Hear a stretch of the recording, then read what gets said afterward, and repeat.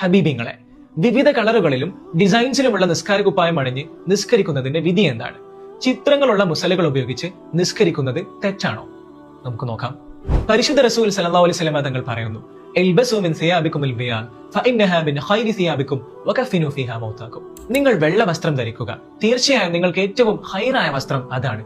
നിങ്ങൾ മരണപ്പെട്ടാൽ കഫൻ തുണിയും വെള്ളയാക്കുക. മുത്തനബി സല്ലല്ലാഹു അലൈഹി വസല്ലം തങ്ങൾ പഠിപ്പിച്ചതുപോലെ ആണിനും പെണ്ണിനും ഏറ്റവും അഫ്ളലായ സുന്നത്തായ വസ്ത്രം വെള്ളയാണ് എന്ന് വെച്ച് മറ്റു നിറങ്ങളിലുള്ള വസ്ത്രങ്ങൾ ഹറാമാണ്, ഹലാലല്ല എന്നർത്ഥമില്ല. ഇനി ചോദ്യത്തിലേക്ക് വരാം. വെള്ള നിസ്കാര കുപ്പായമാണ് ഏറ്റവും അഫ്ളൽ എന്ന് മുകളിലെ ഹദീസിൽ നിന്നും മനസ്സിലായല്ലോ.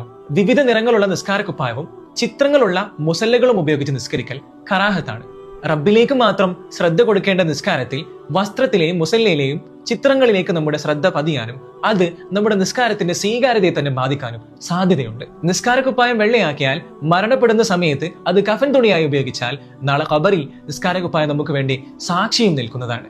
ഇനി ശിബിൽ ഉസ്താദ് പറഞ്ഞു എന്ന് പറഞ്ഞുകൊണ്ട് ഇപ്പൊ തന്നെ എല്ലാവരും നിസ്കാര കുപ്പായം മുസല്ലകളും കത്തിക്കാനും കളയാനൊന്നും പോകണ്ടട്ടോ. പാവം ഭർത്താക്കന്മാരെയും ഉപ്പുമാരെയും ഇടങ്ങേറാക്കണ്ട. ഇനി വാങ്ങുമ്പോൾ ശ്രദ്ധിച്ചാൽ മതി. ഇൻഷാ അല്ലാഹ് കഴിവുള്ളവര് സാമ്പത്തികമുള്ളവര് പെട്ടെന്ന് തന്നെ മാറ്റാം.